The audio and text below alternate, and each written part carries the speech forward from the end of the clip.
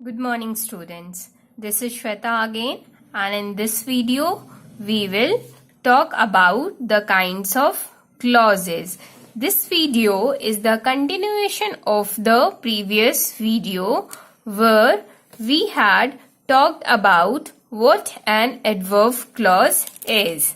Now I will help you to recall the same, that an adverb clause is a clause that does the work of an adverb in a sentence. And what an adverb is? An adverb is a word that qualifies verb in a sentence. Now students, come to another example that will help you know what an adjective clause is.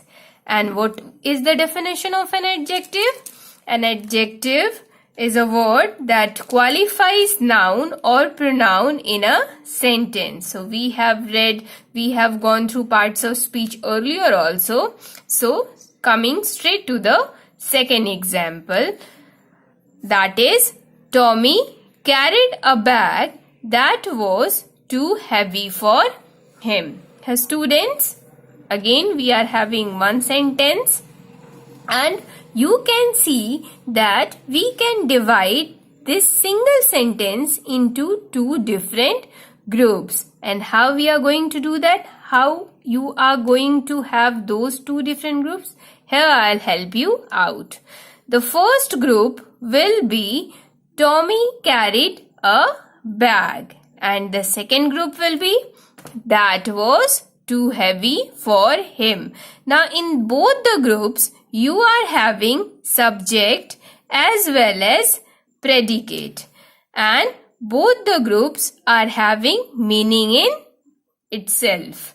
So in the first group, Tommy carried a bag, we have the subject as Tommy, and carried a bag is the predicate of that particular group. And in the second group of the same sentence, that was too heavy for him, here we have subject as that and predicate was too heavy for him. Now why did I say that that here the word THAT, that is the subject? Because here that is providing us more information about the bag. Here bag is a noun, and that is providing you more information about the bag that was too heavy for him. Which was too heavy for him? The bag. What was too heavy for him? So in the second group also we got our subject and the predicate. So in this sentence, the second clause, just look at the second part, the second group of the sentence very carefully.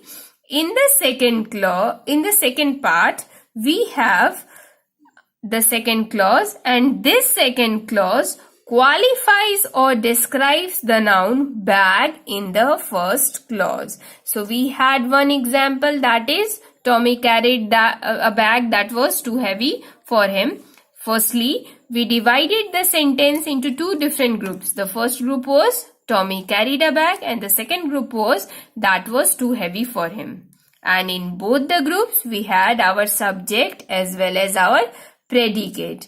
Now where is the difference? See, in the second group we will, after going through the second group very carefully, we will come to know that this second part of the sentence, the second group, that is also the clause. In a sentence we have two clauses. In a single sentence we can have one, two or more than two clauses, and they will have their meaning in itself.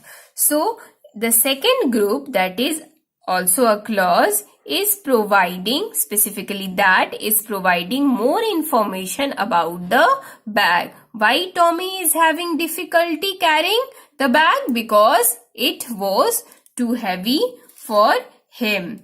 So in this sentence, the second clause qualifies or describes the noun bag. Here bag is a noun. So the second clause is an adjective clause. As I told you earlier, that any particular word that qualifies a noun or pronoun is an adjective. And in the second group, the second clause, we are having that as a subject, and this that is providing us more information about the noun bad. So students, you can note it down that an adjective clause is a clause that does the work of an adjective in a sentence. Means any particular word that qualifies a noun or pronoun in a sentence is an adjective clause. Let us proceed it further. We have another example, students.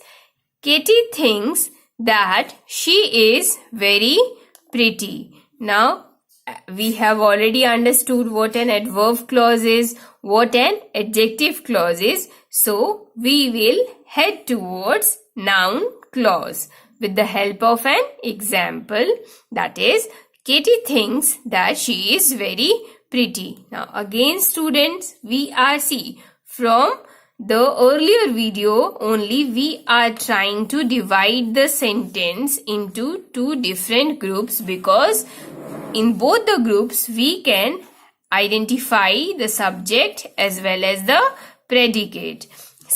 So in this example also we are having subject as well as predicate in both the groups. And how we are going to make these two groups? One group will be Katie thinks. See, here we have a subject as well as a verb. Therefore, this is a clause. Katie is the subject and things will become the predicate of that particular sentence as well as clause. It is complete. Katie thinks is a group of words that is complete in itself and they are independent. That she is very pretty. Now, that she is very pretty is the second group of the sentence, and here she is very pretty. That is the subject and she is very pretty is the predicate. Now, in case you will have one question in your mind that what does Katie thinks? So, you will get the answer that she is very pretty. So, from the first group, you can have one question that what does she think? She thinks that she is very pretty. So, we have got both the groups as well as both the clauses. And students, the second clause, that is our group 2. That she is very pretty is the group 2. Second clause is the object of the verb things. See, what is happening here is, in the first group we have the verb things, and that she is very pretty means we had that question that what does she thinks, means the second group of the same sentence is providing us more information about the verb. Therefore, the second group, group 2, the second clause of the same sentence is the object of the verb things. So, you can write it as here the second clause, group 2, I told you earlier, is the object of the verb things. Therefore, it is a noun clause. Means, what does she thinks? It is providing us more information about the subject. So, a noun clause is a clause that does the work of a noun in a sentence. Now, you can identify noun clause with the help of this question only, that what does she thinks? She thinks that she is very pretty. So, the second part of the sentence, the second group of the sentence, group 2, is doing the work of a noun. Therefore, this is a noun clause. So, students, you can also note it down that a clause is a group of words that forms part of a sentence, and a sentence can have one or more than one clause.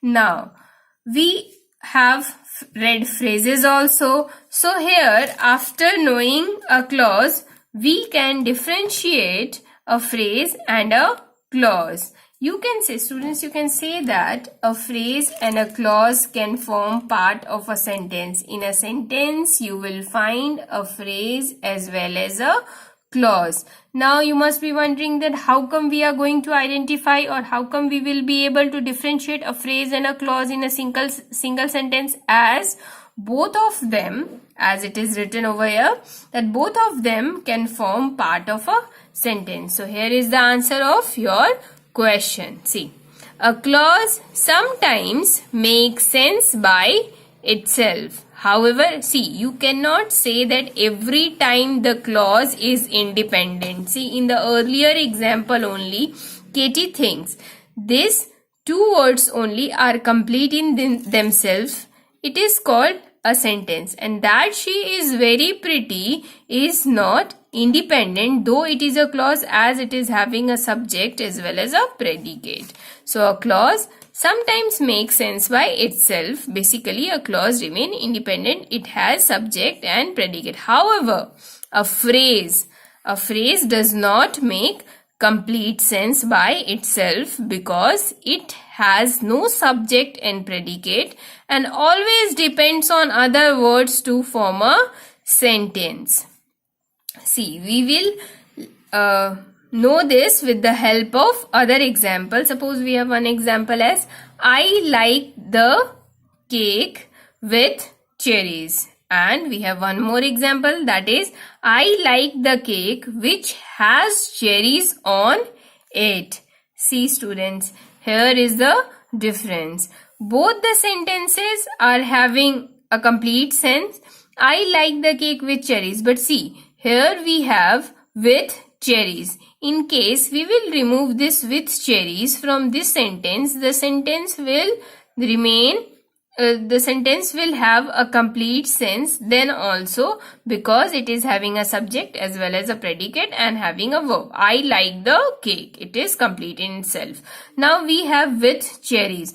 Now with cherries is have meaning, but they are not independent. They are actually dependent on the other words of the same sentence for having a complete sense. So here with cherries is phrase. Now in the second sentence, in the second example, I like the cake which has cherries on it. Now see, we can divide the sentence into two groups here. I like the cake which has cherries on it. Here which is talking about the cake only, and this group is having subject as well as predicate students. So both the groups is clause, and here which cherries is not having any subject. Therefore which cherries is a phrase, and I like the cake as well as which has cherries on it are clauses. Both the groups are clauses because they are having a subject as well as a predicate.